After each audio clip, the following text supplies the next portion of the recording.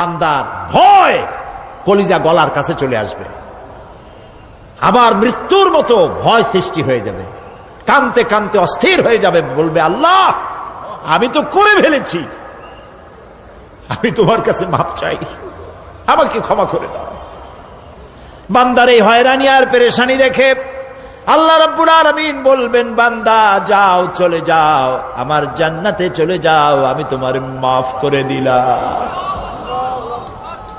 এই জন্য নবীজি শিখাইছেন, দোয়া করো, আল্লাহর কাছে দোয়া করো, আল্লাহুম্মা হাসিবনি হিসাবান ইয়াসীরা। পড়েন আল্লাহুম্মা হাসিবনি হিসাবান ইয়াসীরা।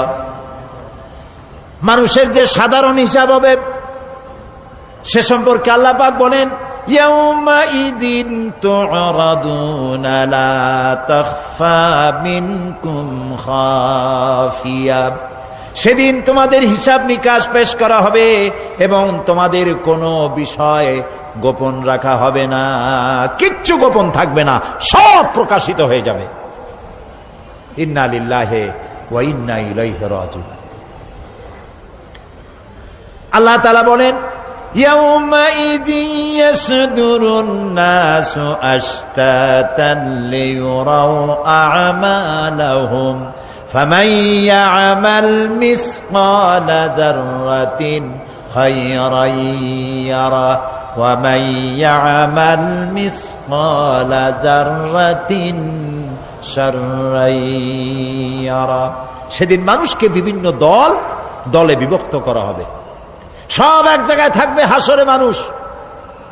তখন আসামি, খুনি, এই যে বিরাট মাহফিল, বিশাল মাহফিল, এর মধ্যে চোর, ডাকাত, খুনি, এই জাতীয় লোক থাকতে পারে না? পারে কিনা?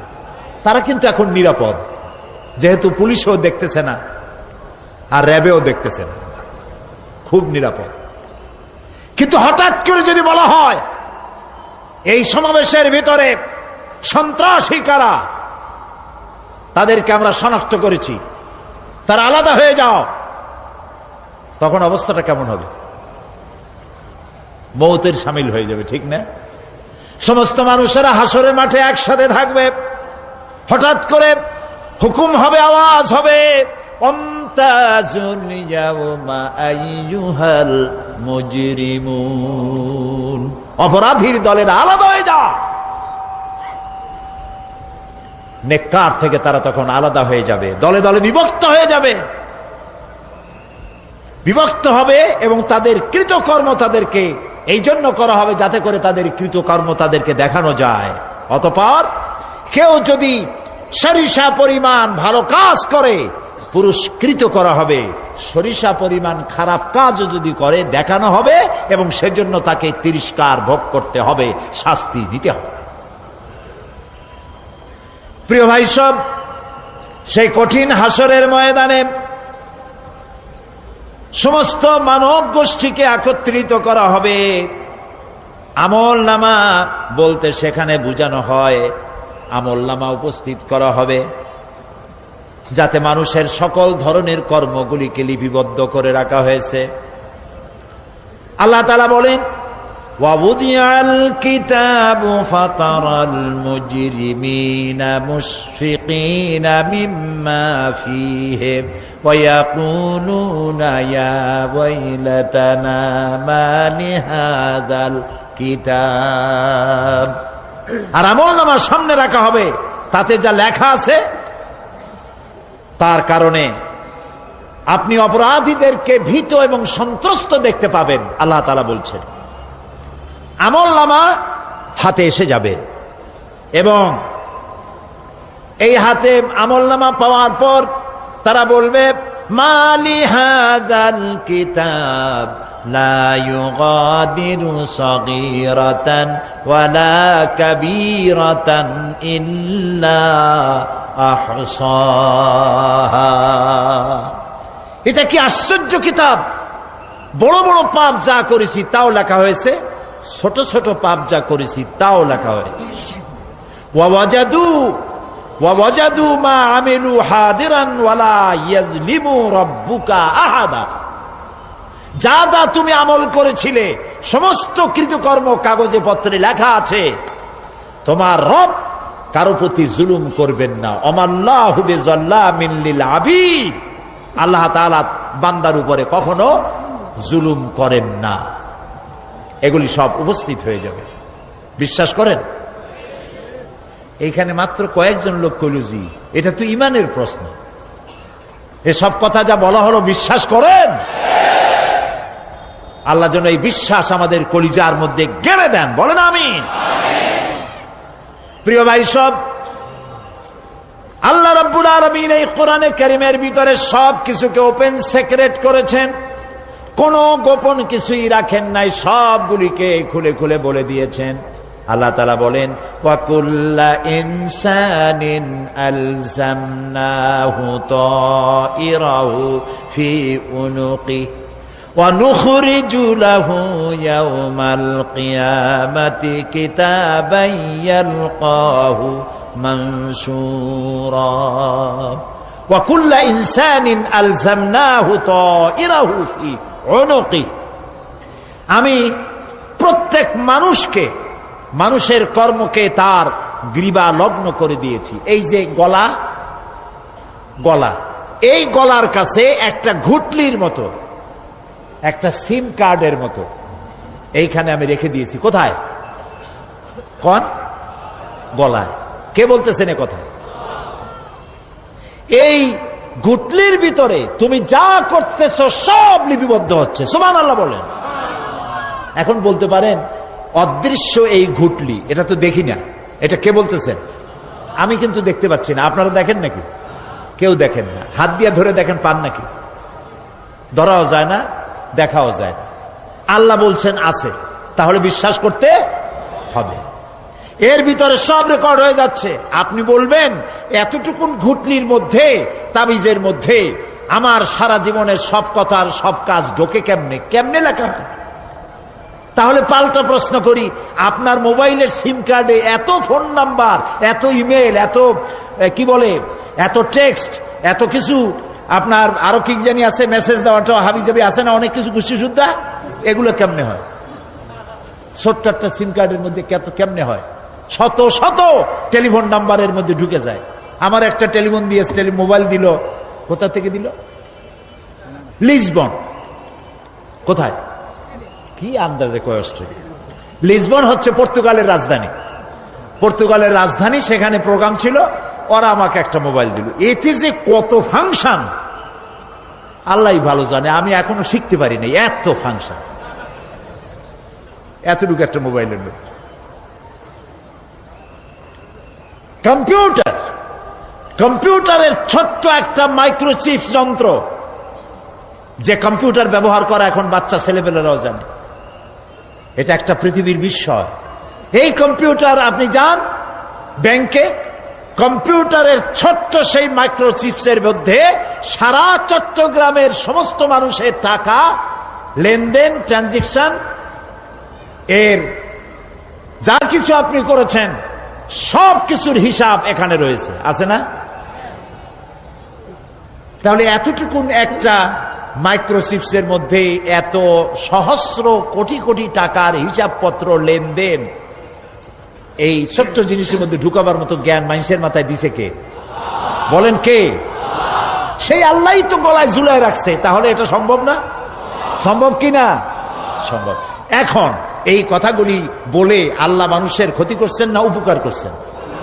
উপকার করেছেন। এইটা যদি আমার বিশ্বাসে থাকে যে আমার গলার কাছে এরকম একটা সিম কার্ড আছে, একটা সিম আছে মোবাইলের মতো, এটা মনে করেন মোবাইলের একটা সিম গলায় ঝুলানো আছে, এটা সব উঠতেছে, যা বলেন তাই ওঠে, যা করেন তাই ওখানে লেখা হয়।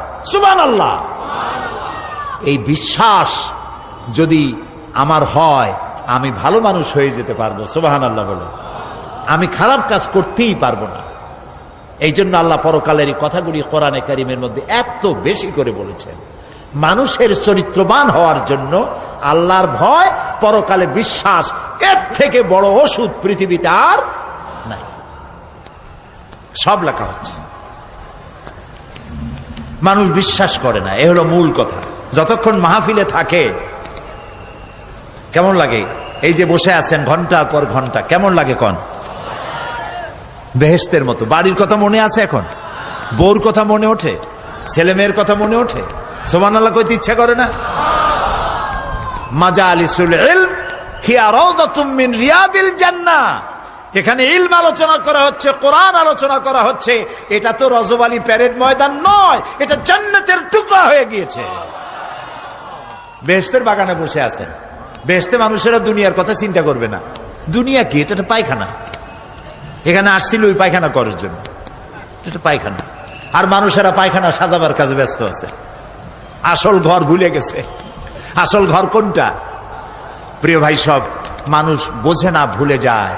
সিগারেটের প্রত্যেকটা প্যাকেটে লেখা থাকে ইহা স্বাস্থ্যের জন্য ক্ষতিকর, তারপরেও কি টানা টানে দেখছেন?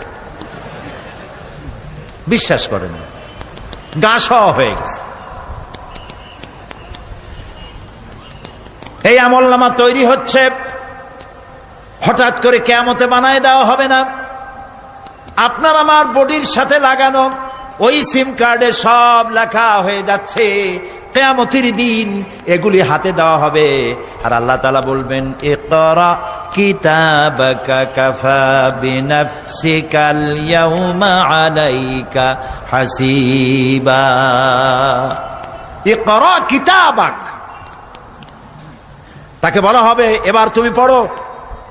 কাফা বিনাফসিকাল ইয়াউমা আলাইকা হাসিবা, তোমার এই কিতাব পড়ো, আর তোমার এই হিসাব গ্রহণ করার জন্য কিতাবটা ভালো করে পড়ো।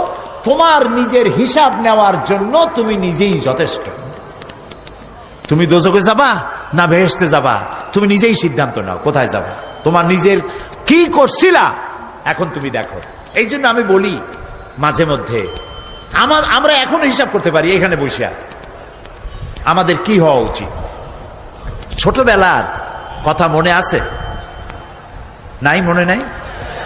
এই যে স্কুল থেকে পলাইছিলেন, তারপরে 2 দিন পর স্কুলে গিয়ে হাজির হয়েছেন। মাস্টার জিজ্ঞেস করলো গতকাল আসো নাই কেন? তখন বললেন মা বলেছেন আমার নাকি পেটে ব্যথা হয়েছিল। এইসব স্কুল ফাঁকি দেওয়া, মার খাওয়া, মানুষের বাড়ির লিচু খাইতে গিয়ে চুরি করিয়া কিল খাওয়া, এইসব ছোট ছোট কথা মনে পড়লে এখনো হাসি পায়। এসব কথা মনে আছে না? ছোট ছোট কথা, ছোট ছোট কথাগুলি যদি মনে থাকে তাহলে কোন হোটেলে, কোন বাগানে, কোথায় কোন পাপ করেছেন তা মনে নাই। এখন নিজে হিসাব করেন জায়গা কোথায় হওয়া উচিত, পাপ করেছেন কত, ভালো কাজ করেছেন কত, নিজে হিসাব করে দেখেন কোন দিকে যাবেন। আমরা নিজেরাই যথেষ্ট হিসাবের জন্য। আল্লাহ তাই বলবেন কিয়ামতের দিন, ইকরা কিতাবা, তোমার কিতাব তুমি পড়ো, তোমার হিসাব নেওয়ার জন্য তুমিই যথেষ্ট। আহারে, আল্লাহ রাব্বুল আলামিন বলেন, ওয়া আশরাকাতিল আরদু বিনুরি রাব্বিহা ওয়া wudi'al কিতাবু ওয়া জিআ'a বিন নাবিয়্যিনা ওয়াশ শুহাদা'a বাইনাহুম বিল হক ওয়া হুম লা ইউযলামুন। পৃথিবী তার রবের নূরের ঝলকানিতে উদ্ভাসিত হবে। সুবহানাল্লাহ, সুবহানাল্লাহ। আল্লাহর নূরের ঝলকানিতে গোটা পৃথিবী উদ্ভাসিত হয়ে যাবে। আমলনামা তুলে ধরা হবে, পয়গম্বর এবং সাক্ষীগণকে হাজির করা হবে এবং সকলের প্রতি সুবিচার করা হবে, তাদের কারো প্রতি জুলুম করা হবে না। আল্লাহ গ্যারান্টি দিচ্ছেন কারো প্রতি জুলুম করা হবে না। সুতরাং হে মানুষেরা, ইয়া আইয়ুহাল ইনসানু ইন্নাকা কাদিহুন ইলা রাব্বিকা কাদহান ফামুলাকি। হে মানুষ, তোমার পালনকর্তা পর্যন্ত পৌঁছতে তোমাকে অনেক কষ্ট করতে হবে, এরপর তুমি তার সাক্ষাৎ পাবে। কিয়ামতে তোমার সাক্ষাৎ হবে। কাজেই তোমার নিজের আমলকে সুন্দর করে আমলকে তৈরি করে নাও। فَأَمَّا مَنْ أُوتِيَ كِتَابَهُ بِيَمِينِهِ فَسَوْفَ يُحَاسَبُ حِسَابًا يَسِيرًا وَيَنْقَلِبُ إِلَى أَهْلِهِ مَسْرُورًا। সুবহানাল্লাহ, সুবহানাল্লাহ। যার ডান হাতে আমলনামা দেওয়া হবে, কিয়ামতের দিন আমলনামাগুলি উড়িয়ে দেওয়া হবে। ইমানদারের সামনের থেকে কোন হাতে, আর বেঈমানের পিছন থেকে বাম হাতে। এই আমলনামা যখন যার ডান হাতে আমলনামা পৌঁছে যাবে, তার হিসাব নিকাশ সহজ হয়ে যাবে। আমলনামা হাতে করে আনন্দ চিত্তে সে আপন পরিবারের সঙ্গে মিলিত হতে পারবে। সুবহানাল্লাহ। আল্লাহ কিয়ামতের দিন দয়া করে আমাদের আমলনামা আমাদের ডান হাতে দিয়ে দিও। আল্লাহ তাআলা দয়া করে আমাদের হাতে, আমাদের ডান হাতে আমাদের আমলনামা দিও। দয়া করে আমাদের আমলনামা আমাদের ডান হাতে দিও। আনন্দ চিত্তে পরিবারের সঙ্গে দেখা করে সব পরিবার, মা বাপ, স্ত্রী পুত্র পরিজন, ভাই বোন, বন্ধু বান্ধব নিয়া এক জান্নাতে থাকার তৌফিক দিও। আয় আল্লাহ, বিগত 26 বছর যারাই মাহফিলে এসেছেন তাদেরকে নিয়ে এক জান্নাতে থাকার আমাদেরকে তৌফিক দিয়ে দিও। وَأَمَّا مَنْ أُوتِيَ كِتَابَهُ وَرَاءَ ظَهْرِهِ فَسَوْفَ يَدْعُو ثُبُورًا وَيَصْلَى سَعِيرًا। আর যার আমলনামা পিছন থেকে বাম হাতে আসবে, সে তো মৃত্যুকে আহ্বান করতে থাকবে, মৃত্যুকে ডাকবে। এর থেকে যদি মরে যেতে পারতাম তাও ভালো হইতো। তার আর উপায় থাকবে না, তার জায়গা হবে জাহান্নামে। নাউযুবিল্লাহ। আমরা সবাই বলি নাউযুবিল্লাহ। এরপরে আল্লাহ রাব্বুল আলামিন মিজান খাড়া করবেন, দাড়িপাল্লা। মিজান কি? দাড়িপাল্লা। ইনসাফ কি মুকদ্দাস তারাজু। ইনসাফের প্রতীক কি? তাও কইতে পারেন না, জোরে কোন না।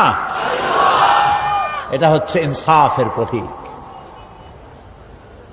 সুপ্রিম কোর্ট ঢাকা,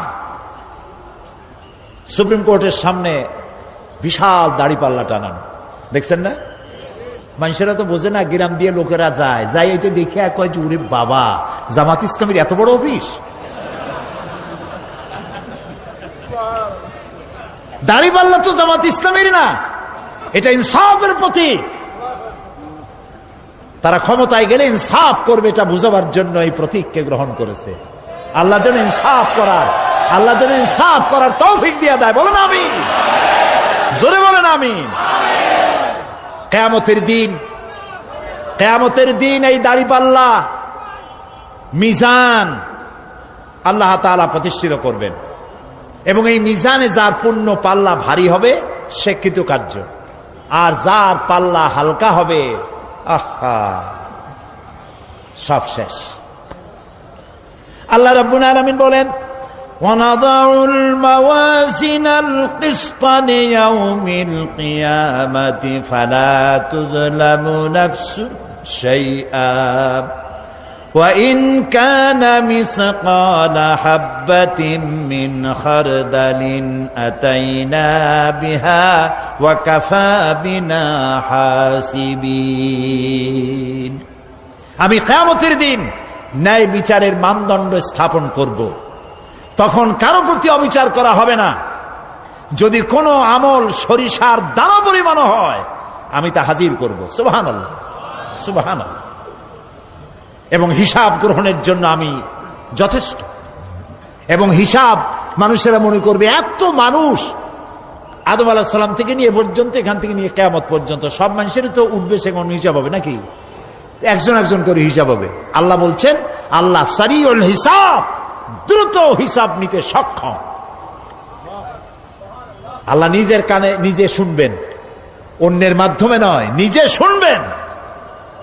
প্রত্যেক আর আসামির কাছ থেকে, লোকদের কাছ থেকে তার বক্তব্য শুনবেন, ভায়া মিডিয়া শুনবেন না, নিজেই শুনবেন। আল্লাহর কান আছে না, চোখ আছে না? লোকেরা এই যে বইপত্রে লেখে আল্লাহ হচ্ছে নিরাকার, কত বড় বাজে কথা। আল্লাহ নিরাকার, আমরা এমন এক আল্লাহর ইবাদত করি, তিনি আমাদের কিছু শুনতে পান না, কান টান নাই, তিনি আমাদের কিছু দেখতে পান না, এরকম নাকি আল্লাহ তাআলা? আল্লাহ তাআলা কোরআন শরীফে বলেছেন আল্লাহর হাত, আল্লাহর পা, আল্লাহর চোখ, আল্লাহর মুখ। তবে এগুলি কিরকম? আল্লাহর হাত, পা, চোখ কেমন, আকারটা কেমন? এর একটাই জবাব। কয়টা জবাব? জোরে বলেন। একটাই জবাব, আল্লাহর যেমন হওয়া উচিত তেমন। সুবহানাল্লাহ বলেন, সুবহানাল্লাহ বলেন। এর থেকে আর কোনো জবাব নাই, এই একটাই জবাব, আল্লাহর যেমন হওয়া উচিত ঠিক তেমন। লাইসা কামিসলিহি শাইউন, আল্লাহর অনুরূপ, আল্লাহর মতো আকাশেও কিছু নাই, জমিনেও কিছু নাই। এটা আমাদের ঈমান, এটা আমাদের কি ঈমান। সুতরাং তিনি জুলুম করবেন না এবং হিসাব নেবেন, আর যথার্থ হিসাব নেবেন, সেখানে কারো প্রতি কোনো জুলুম করা হবে না। ومن خفت موازينه فأولئك الذين خسروا أنفسهم بما كانوا بآياتنا يظلمون। আর যাদের পাল্লা হালকা হবে তারা তো শুধু নিজেদেরই ক্ষতি সাধন করবে, কেননা তারা আমার আয়াত সমূহকে অস্বীকার করত। আল্লাহর যারা অস্বীকার করত, আখেরাত নাই, কিয়ামত নাই, বেহেশত নাই, কবরের মধ্যে কোনো শাস্তি নাই, কবরের কোনো প্রশ্ন নাই, এগুলি যারা বলতো তারা কিয়ামতে ক্ষতিগ্রস্ত হবে। এখন কিয়ামতের দিন মিজান আমরা হালকা করতে চাই না ভারী করতে চাই? জবাব চাই। কি করবেন? যদি ভারী করতে চান নেক আমল বেশি বেশি করবেন। আর একটি হাদিস শোনাবো, যেই হাদিসের ভিতরে পাল্লা ভারী করার মতো কথা নবীজি বলেছেন। শুনবেন নাকি? বুখারী শরীফের শেষ হাদিস।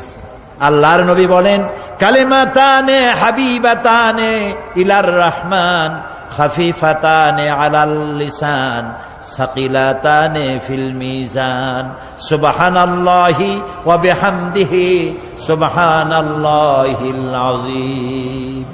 নবীজি বলেন, দুইটা কালেমা, দুটি শব্দ আল্লাহর কাছে খুবই প্রিয়, মুখে উচ্চারণ করা একেবারেই হালকা, আর কিয়ামতের দিন এই শব্দ দুটি দিয়ে আল্লাহ রাব্বুল আলামিন মিজানের পাল্লাকে ভারী করে দিবে।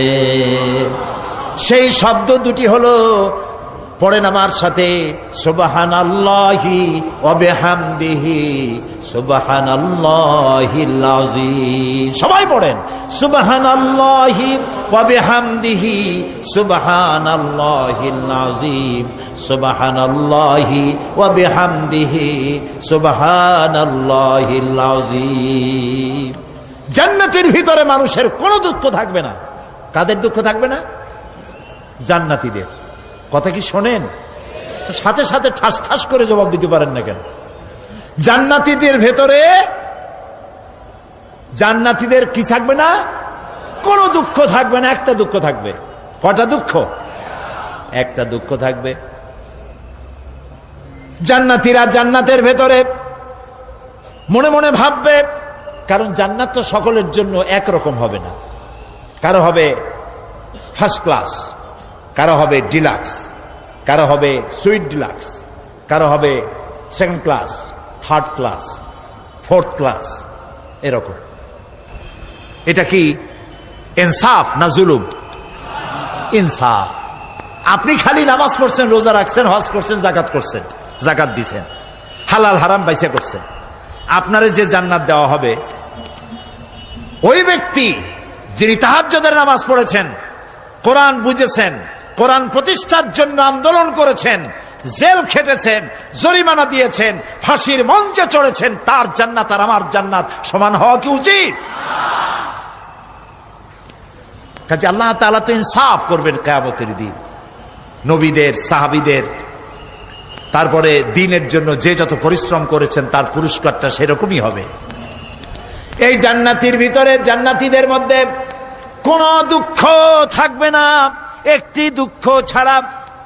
তারা মনে মনে ভাববেন, রব্বুল আলামিন, অমুক অমুক সময় চায়ের দোকানে বসে আড্ডা মেরেছিলাম, বাসের মধ্যে ঘন্টার পর ঘন্টা বসেছিলাম, আজে বাজে চিন্তা করেছি, সময় চলে গেছে ঘন্টার পর ঘন্টা। ওই সময়গুলিতে যদি তোমার নামের জিকির করতাম, তেলাওয়াত করতাম, তাহলে জান্নাতের ভিতরে আজ আমি আরো ভালো ভালো জায়গা পাইতাম। হাদিস শরীফে এসেছে কিয়ামতের দিন জান্নাতীদেরকে আল্লাহ বলবেন, তেলাওয়াত করো আর উপরে উঠতে থাকো, তেলাওয়াত করো আর উপরের দিকে উঠতে থাকো, ধীরে ধীরে পড়ো, ধীরে ধীরে তেলাওয়াত করো। ধীরে ধীরে তেলাওয়াত করতে করতে তোমার তেলাওয়াত জান্নাতের যে স্তরে গিয়ে শেষ হবে, জান্নাতের ওই জায়গা তোমার জন্য বরাদ্দ হবে। এখন যার মুখস্থ সাদি খালি কুল্লু আল্লাহ আর ইজাজা নাসরুল্লাহ, দুই পাও দিয়েই বসে থাকবে। আহারে, কোরআন শরীফ মুখস্থ করেন, আল্লাহ যেন আমাদেরকে মুখস্থ করার তৌফিক দেন, বলেন আমিন। এজন্য উৎসাহ থাকা দরকার, উৎসাহ হইলেই আপনি পারবেন। জেহেন শক্তি সকলেরই কম বেশি আছে, চেষ্টা করলেই পারবেন। সেই জন্য আমি বলতে চাই, কিয়ামতের দিন জান্নাত যদি আল্লাহ তাআলা দয়া করে আমাদেরকে নসিব করায় দেন, যদি বলবো না, বলবো আল্লাহ তুমি দয়া করে আমাদেরকে জান্নাত দিও, বলেন আমিন। জান্নাতের ভিতরে এই দুঃখ যেন না আসে, সেই জন্য বাসে যখন চড়েন, গাড়িতে চড়েন, রিকশায় চড়েন, একা একা যাচ্ছেন, গুনগুন করে আল্লাহর জিকির করতে থাকেন। সুবহানাল্লাহি ওয়া বিহামদিহি সুবহানাল্লাহিল আযীম, সুবহানাল্লাহি ওয়া বিহামদিহি সুবহানাল্লাহিল আযীম, সুবহানাল্লাহি ওয়া বিহামদিহি সুবহানাল্লাহিল আযীম। জিকির করেন সবাই কিছুক্ষণ, সুবহানাল্লাহ, আলহামদুলিল্লাহ, লা ইলাহা ইল্লাল্লাহ, সুবহানাল্লাহ, আলহামদুলিল্লাহ, লা ইলাহা।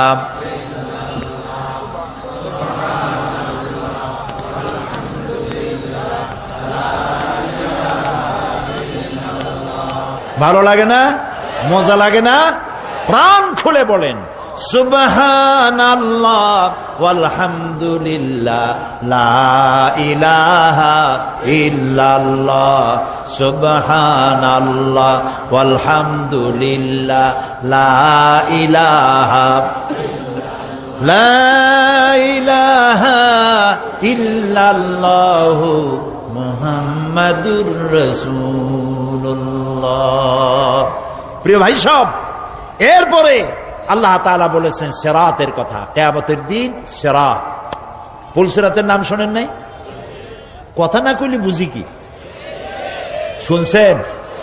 সিরাত, এই সিরাত বলতে বোঝানো হয় এক ঝুলন্ত সেতুকে, যা দোজখ এবং বেহেশতের মাঝখানে সেতু বন্ধন।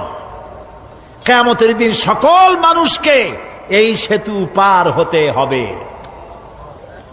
তখন মুমিন ব্যক্তিরা সফলভাবে তা পার হয়ে যাবে, আর এ কাজে ব্যর্থ হবে সে, যে ব্যক্তি ব্যর্থ হবে সে জাহান্নামে নিক্ষিপ্ত হবে। আল্লাহ আল্লাহ আল্লাহ। আল্লাহ রাব্বুল আলামিন বলেন, ওয়া ইম মিনকুম ইল্লা ওয়ারিদুহা কানা আলা রাব্বিকা হাতমান মাকদিয়া সুম্মা নুনাজ্জিল্লাযীনা ইত্তাকাও ওয়া নাযারুয যালিমিনা ফিহা জিসিয়া। তোমাদের মধ্যে সকলেই তা পার হবে, এটা আপনার রবের ফয়সালা, আপনার আল্লাহর ফয়সালা। এরপর আমি খোদা বিরুদ্ধের উদ্ধার করব, আর জালিমদেরকে সেখানে নত জন অবস্থায় ছেড়ে দেব, মানে জাহান্নামের মধ্যে নিক্ষিপ্ত হবে, আর ঈমানদারেরা পার হয়ে চলে যাবে। সুবহানাল্লাহ।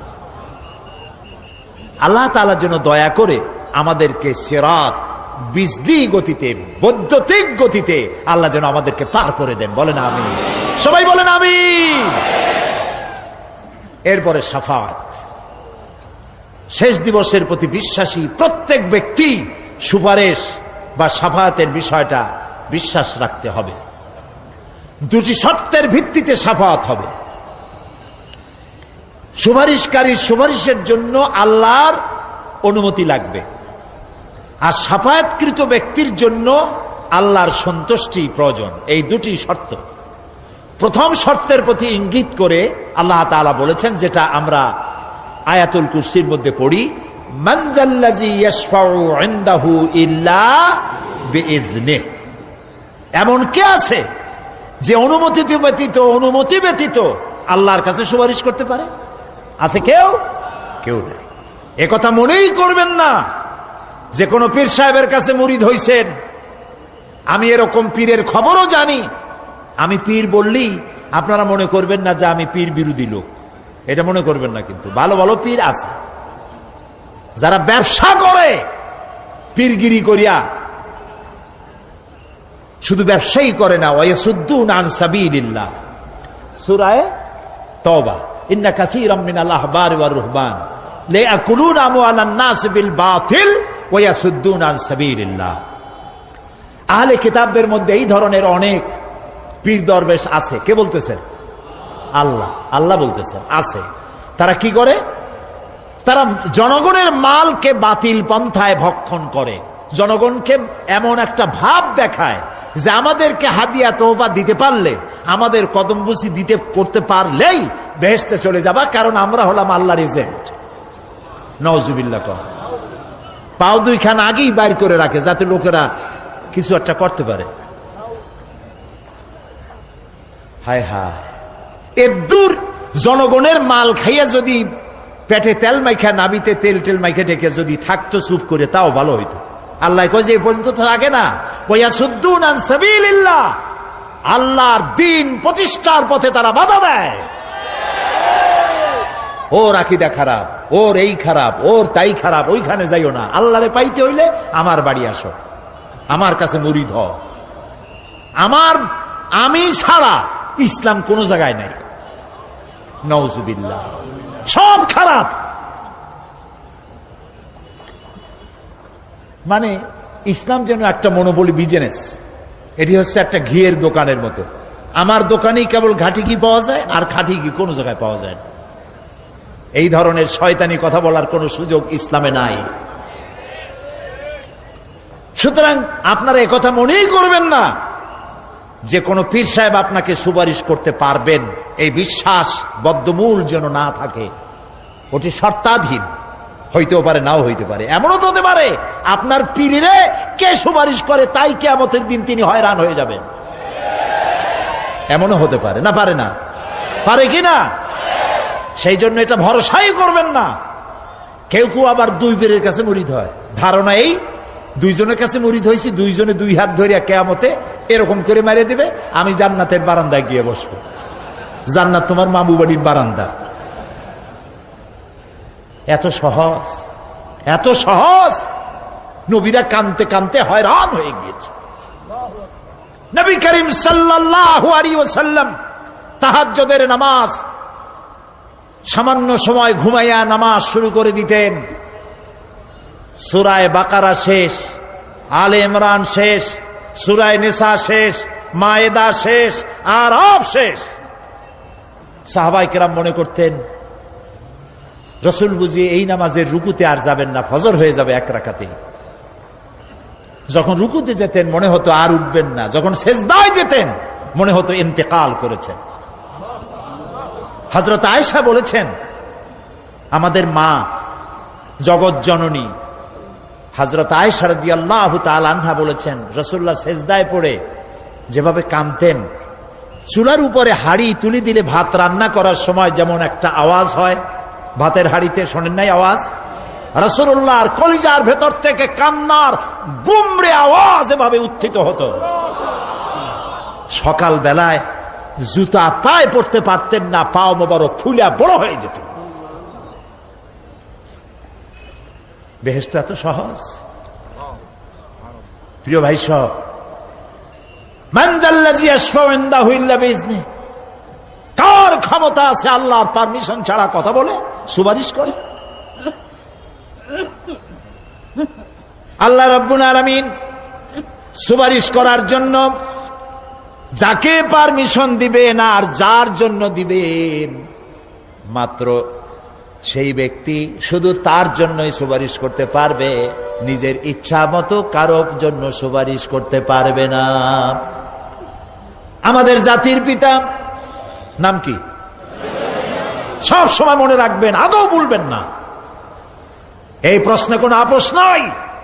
জাতির পিতা কে? হযরত ইব্রাহিম আলাইহিস সালাম কিয়ামতের দিন আল্লাহ রাব্বুল আলামিনের দরবারে ফরিয়াদ করবেন, রব্বুল আলামিন আমার আব্বাজানের জন্য সুপারিশ করি, তুমি দয়া করে তাকে জাহান্নাম থেকে বাঁচায়া দাও। রব্বুল আলামিন বলবেন, ইব্রাহিম তোমার এই সুপারিশ মঞ্জুর হলো না। ইব্রাহিম আলাইহিস সালামের সুপারিশ মঞ্জুর হবে না। আল্লাহ তাআলা বলবেন, ইব্রাহিম আজর তোমার পিতা হতে পারে, কিন্তু আমার খলিলকে আগুনে ফেলার ষড়যন্ত্রে লিপ্ত ছিল, আমি তারে ক্ষমা করব না। নবী করিম সাল্লাল্লাহু আলাইহি ওয়াসাল্লামকে প্রশ্ন করা হয়েছে, রাসূল আপনার মা বাপের অবস্থা কি হবে? রাসূলুল্লাহ বলেছেন, কিয়ামতের দিন আমি আমার মা বাপের কোনো উপকারে আসব না। রাসূলুল্লাহ কাঁদতেছিলেন, সাহাবায়ে কেরাম কাঁদতেছিলেন। বিষয়টা এত সহজ নয়। দ্বিতীয় শর্ত হলো ওয়ালা ইয়াশফাউনা ইল্লা লিমান ইরতাদা ওয়া হুম মিন খাশিয়াতিহি মুশফিকুন।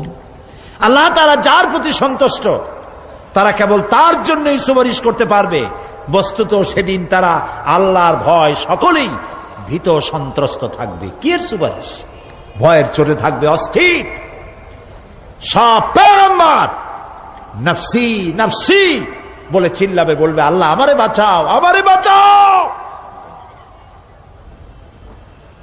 মুসা আলাইহিস সালাম, নূহ আলাইহিস সালাম, ইব্রাহিম আলাইহিস সালাম, ইয়াকুব আলাইহিস সালাম, সব নবীরা কানবেন, বললে আল্লাহ আমারে বাঁচাও, আমারে বাঁচাও।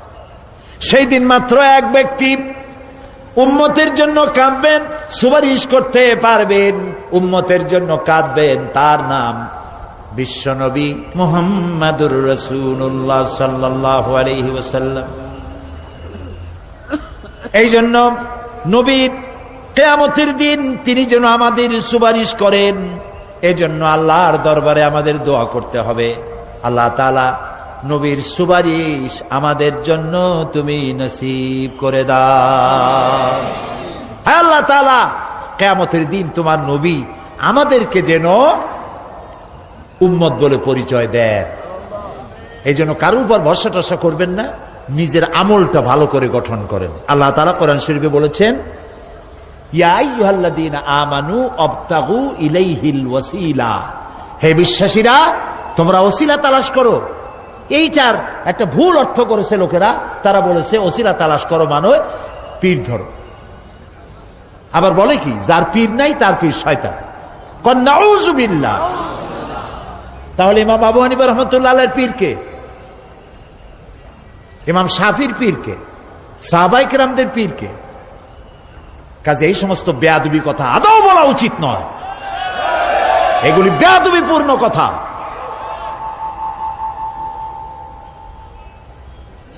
প্রিয় ভাই সব, আল্লাহ রাব্বুল আলামিনের উপরে ভরসা করে নিজের আমলকে ভালো করতে হবে। অবতাগু ইলাইহিল ওয়াসিলা আয় আমলে সালেহ। অবতাগু ইলাইহিল ওয়াসিলা, তুমি নেক আমলের ওসিলা ধরো আল্লাহর কাছে, নিজের আমলগুলিকে ভালো বানাও, ভালো ভালো কাজ করো। সুপারিশ সম্পর্কে সর্বশেষ কথা বলতে চাই। আল্লাহ রাব্বুল আলামিন বলেন, কুল লিল্লাহিস শাফাআতু জামিআ লাহু মুলকুস সামাওয়াতি ওয়াল আরদি সুম্মা ইলাইহি তুরজাউন। হে নবী, স্পষ্টভাবে জানিয়ে দিন, সমস্ত সুপারিশ কেবল আল্লাহর ইখতিয়ারাধীন। কে বলতেছেন? শুনতেছেন কথা? কে বলতেছেন? আবার শোনাই। আল্লাহ তাআলা বলছেন, কুল লিল্লাহিস শাফাআতু জামিআ। বলে দিন হে নবী, সুপারিশের সমস্ত ব্যাপারটি কেবলমাত্র আল্লাহর ইখতিয়ারাধীন। আসমান এবং জমিনে তারই সাম্রাজ্য বিস্তৃত, অতঃপর তারই কাছে তোমাদের সকলকে ফিরে যেতে হবে। সুপারিশের মালিক কেউ নয়, আল্লাহ নিজেই। তিনি যাকে পারমিশন দিবেন, যার জন্য পারমিশন দিবেন, তাছাড়া আর কোনো উপায় নেই। প্রিয় ভাই সব, এতক্ষণ যে আলোচনা করলাম এর দ্বারা প্রমাণিত হলো এ দুনিয়া ক্ষণস্থায়ী এবং আখিরাত চিরস্থায়ী। সুবহানাল্লাহ বলবেন না? এ দুনিয়া কি আর আখিরাত কি? চিরস্থায়ী। দুনিয়ার মহব্বত আমরা কোনটারে মহব্বত করি, আখিরাত না দুনিয়া? কোন বলতে লজ্জা করে? দুনিয়ারে ভালোবাসি বেশি, এতে কোনো সন্দেহ আছে? নবীজি বলেছেন, লাউ কানা লিইবনি আদামা ওয়াদিম মিন যাহাবিন লাহাব্বা ইয়াকুনা লাহু সানিন, যদি একটা আদম সন্তানকে যদি একটা মাঠ ভরে সোনা দেওয়া হয়, সে ব্যক্তি বলবে, আল্লাহ আমারে যদি আরো একটা মাঠ ভরে সোনা দিতে ভালো হইতো। নবীজি বলেন, আদম সন্তানের পেট কবরের মাটি ছাড়া কোনো কিছু দিয়া ভরবে না। এই দুনিয়ার পিছনে দৌড়ায় কোনো লাভ নাই। এক শায়ের বলেছেন, না গুল আপনা না খার আপনা না জানেম বাগে বা আপনা, না গুল আপনা না খার আপনা না জানেম বাগে বা আপনা, আহ কিস গুলশান মে বানায়া हमने आशिया अपना। না গুল আপনা না খার আপনা, এ ফুলও আমার নয়, ও কাটাও আমার নয়। না জালেম বাগে বা আপনা, না আমার এই ফুলের বাগানটা আমার, ফুলের বাগানও আমার না, ফুলও আমার না, এমনকি ফুলের কাঁটাটাও আমার না। আহ কিস গুলশান মে বানায়া हमने आशिया अपना, আহারে কি ফুল বাগানে আমার বাড়ি বানাইলাম, এর তো কিছুই আমার না, সবই তো পর। মরে দেখেন কেউ আপনার আপন নয়। ছেলে পেলেগুলি, ছোট্ট ছোট্ট বাচ্চা যাদের কোলে না নিলে আপনি শান্তি পান না, ওই বাচ্চাও বলবে, মা আব্বার কাছে আমার নিও না, আমার ভয় করে। রাত্রে যদি মরেন, একা একই স্ত্রীও আপনার মৃত্যু লাশ নিয়ে আপনার কাছে থাকতে পারবে না। কি নিষ্ঠুর এই পৃথিবী! এই পৃথিবীকে আমরা ভালোবাসছি, মহব্বত করতেছি, এই পৃথিবীর জন্য সব করি, চুরি ডাকাতি জেনা ব্যভিচার মিথ্যা কথা, ক্ষমতায় যাওয়ার জন্য পাগল। ভাঙ্গো মারো, চুরি করো, ডাকাতি করো, শয়তানি বদমাশি সমানে করছে মানুষ। এই পৃথিবী এক পরস্ত্রী, পরমা সুন্দরী নারী, পরের যতই সুন্দরী স্ত্রী হোক তার দিকে তাকায় থাকে কোনো লাভ আছে? তাও কইতে পারলেন না। কোন লাভ আছে? এ লাভ কি? ওর তো বিয়া হয়ে গেছে। অবিবাহিত হইতো তাহলে প্রস্তাব দিয়ে দেখতেন আপনার কপালে আছে কি নাই, বিয়ে হয়ে গেছে। এই পৃথিবী এক পরমা সুন্দরী পরের স্ত্রী, এটার প্রতি ভালোবাসা করে কোনো লাভ নাই। এটারে কেউ খাইতে পারে না, ও সবাই রে খায়। ঠিক তো কইছেন, হয়তো বোঝেন নাই। এই পৃথিবীর 1 ইঞ্চি মাটির জন্য দেখেন না শহরে কি করে, বাড়ির পাশে বাড়ি উঠাইছে, 1 ইঞ্চি জমি ছাড়বে না। হায় হায়, আর একজনের রাস্তা পাক আর না পাক, জমিন ছাড়বো না। অন্যের জমিন দখল করায় কি মজা পায়! হায় হায়, অন্যের জমিন নেওয়ার জন্য পাগল হয়ে যায় মানুষ। দুনিয়াকে ভালোবাসে, 1 কাঠা জমির জন্য, 1 আঙ্গুল জমিনের জন্য মামলা মোকদ্দমা, জজ কোর্ট, হাইকোর্ট, সুপ্রিম কোর্ট, তারপরেও ছাড়ে না। ঠিক না? এই জমিনটা এত ভালোবাসলেন, এত মামলা মোকদ্দমা করলেন, এই জমিনের 1 ইঞ্চিও খেতে পারবেন না, বরং মরিয়া দেখেন জমিন হা করে আপনাকে গিলে ফেলে দেবে। আপনার হাড্ডি গুড্ডি গুস্ত সুদ্ধা মিশে যাবে এই মাটিতে। পৃথিবীকে ভালোবাসে কোনো লাভ নাই। স্ত্রী পুত্র পরিজন যার যতটুকু পাওনা দিবেন, ভালোবাসবেন, কিন্তু মূল ভালোবাসা কলিজাটা ভরা থাকবে আল্লাহর জন্য। কার জন্য? স্ত্রীর ভালোবাসা স্ত্রীকে দিবেন, মায়ের শ্রদ্ধা, বাপের শ্রদ্ধা, সন্তানের ভালোবাসা আলাদাভাবে দিবেন। আর সব থেকে যিনি ভালোবাসা পাওয়ার দাবিদার, তার জন্য রাতের বেলায় জাগুন, সিজদা দিয়া কাঁদতে থাকুন। এই চোখ দুটা কে দিছে? এই জিহ্বা কে দিছে? এই কান কে দিয়েছেন? এই সুন্দর শরীর কে দিয়েছেন? বলার তৌফিক, শোনার তৌফিক কে দিয়েছেন? এই হক আদায় করতে গভীর রাত্রে জাগতে হবে, পাইকারি দরে ঘুমায়েন না। একটু জাগুন, শেষ রাত্রে উঠুন, শেষ রাত্রে জেগে প্রেম করুন আল্লাহর সাথে। প্রেম কি ঢোল পিটায় করা যায়? ইনকিলাব, সংগ্রাম, এইসব পত্রিকায় বিশাল হেডিং দিয়ে কেউ প্রেম করে? বিজ্ঞাপন দিয়া, টেলিভিশনে বিজ্ঞাপন দিয়ে প্রেম করে? প্রেম করে কিভাবে? গোপনে, আর মিলিত হয় নির্জনে। সবচাইতে বড় প্রেমিক হবে নিজে হতে হবে, আর আল্লাহকে সব থেকে বেশি ভালোবাসা দিতে হবে। সেজন্য আল্লাহ রাব্বুল আলামিন বলেছেন প্রেম করার জন্য কিছুটা নির্জনতা প্রয়োজন। এজন্য দিনের আলোতে ওয়াজআলনান নাহারা মাআশা, দিন বানাইছি রুজি রোজগার করার জন্য। ওয়াজআলনাল লাইলা লিবাসা, আর রাত বানাইছি শান্তির বাহন হিসাবে, আচ্ছাদন। সূর্যের আলোর ঝলকানি চলে গেছে, আলোর তীব্রতা আর নাই। গোটা পৃথিবীর উপরে আমি একটা কালো চাদর দিয়া ঢেকে দিলাম রাতের আধার, আর একেবারে অন্ধকার না করে আকাশে ডিম লাইটের মতো করে কতগুলি তারা জ্বালাইয়া দিলাম। এখন কেউ জেগে নাই, সব ঘুমানো। আমার প্রেমিক কে আছো, ওঠো, উজু করে সেজদায় পড়ে যাও, সেজদায় পড়ে যাও, কান্দো, গুনাহ মাপ চাও, যা করেছ মাপ চাও। তুমি গুনাহ করেছ আর আমি মাফ করার মালিক। ইন্নাল্লাহা ইয়াগফিরুয যুনুবা জামিআ, সব মাফ করে দেব, গুনাহগুলি নেকি দিয়া বদলায় দেব। আমার কাছে কাঁদো, চোখের পানি ফেলো।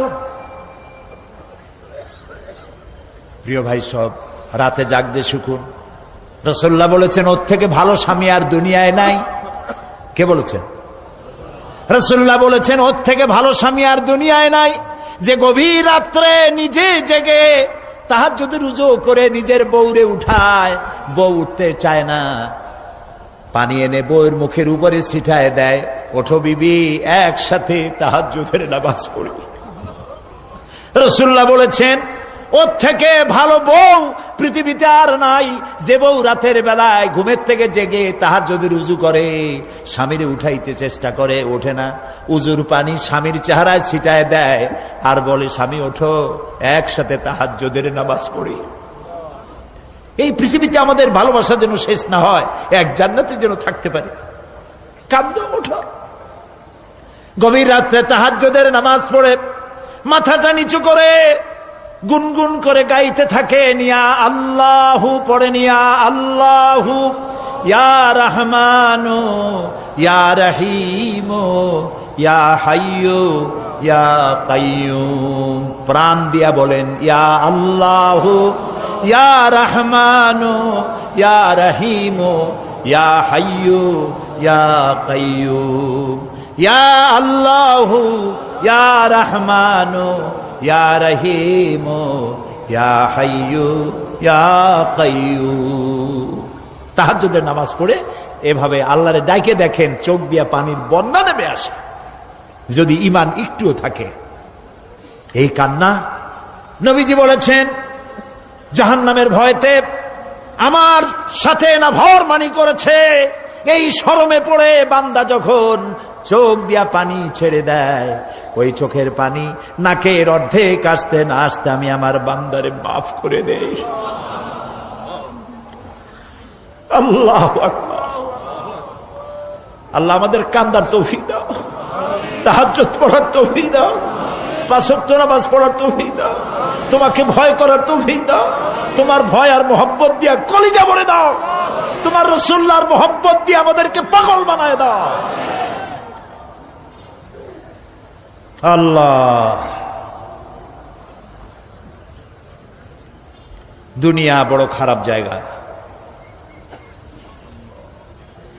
এই দুনিয়ায় আল্লাহর কাছে সৌন্দর্য চাইতে হবে দুনিয়ার, কিন্তু দুনিয়াকে স্থায়ী মোহব্বত করা যাবে না। প্রিয় ভাই সব, আপনি যদি লন্ডনে যান, আমেরিকায় যান, কোনোদিন যান নাই, যাইতে হলে এখান থেকে টেলিফোন করেন, ওখানে বন্ধু বান্ধব আছে নাকি? তো লন্ডনে আমেরিকায় সেখানে যাবেন, ওখানে আপনার বন্ধু বান্ধব গ্রামের লোক আছে কিনা খোঁজ করেন, ঠিক না? আবার এখান থেকে ফরেন কারেন্সি নিয়ে যান, যেহেতু ওখানে টাকা চলবে না। টেলিফোন করেন, মোবাইল করেন, ফ্যাক্স পাঠান, আরো টাকা পয়সার সাথে নেন। এরপরেও চিন্তা থাকে, আল্লাহ এরপরে যদি কেউ না আসে তাহলে আমি যাবো কেমনে? এরপরে যাওয়ার সময় আবার বলে দেন যে ভাই আমি কিন্তু আসতেছি, লন্ডন কোনোদিন আসি নাই, তুমি কিন্তু এয়ারপোর্টে থাকো। একটা বিদেশে যাওয়ার জন্য এত প্রস্তুতি নেন, তো সব জায়গায় বন্ধু বান্ধব কেউ না কেউ তো আছেই।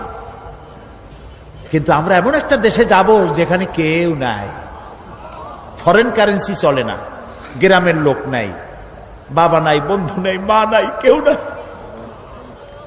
যিনি রিসিভ করবেন, যার সাহায্যের কাঙ্গাল, বদামল করে তার শত্রু বানায় রাখছি, বন্ধু বানাইতে পারি নাই।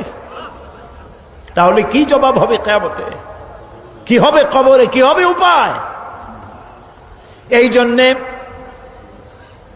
প্রিয় ভাইয়েরা আমার, দুনিয়ার সঙ্গে মহব্বত কমায় দিয়া আখিরাতের মহব্বত বেশি করে করতে হবে। আর দুনিয়ায় যতদিন বেঁচে আছি ততদিন নেক আমল করে মানুষের সাথে সদাচরণ করতে হবে। আল্লাহ তাআলা বলেছেন, লাইসাল বিররা আন তুওয়াল্লু ওয়াজুহাকুম কিবালাল মাশরিকি ওয়াল মাগরিবি ওয়ালাকিন্নাল বিররা মান আমানা বিল্লাহি ওয়াল ইয়াউমিল আখির। পূর্ব এবং পশ্চিমে কতবার তুমি মাথা ঝুঁকাইছো, এটাই কিন্তু তোমার জন্য কল্যাণ। এর মধ্যে কল্যাণ নিহিত নয়। তার মানে কি? আপনি কত সেজদা আল্লাহরে দিলেন, কত মানুষ তো আছে সেজদা দিতে দিতে কপালে কালো দাগ হয়ে গেছে, আছে না? কিন্তু মিথ্যা ছাড়ে না।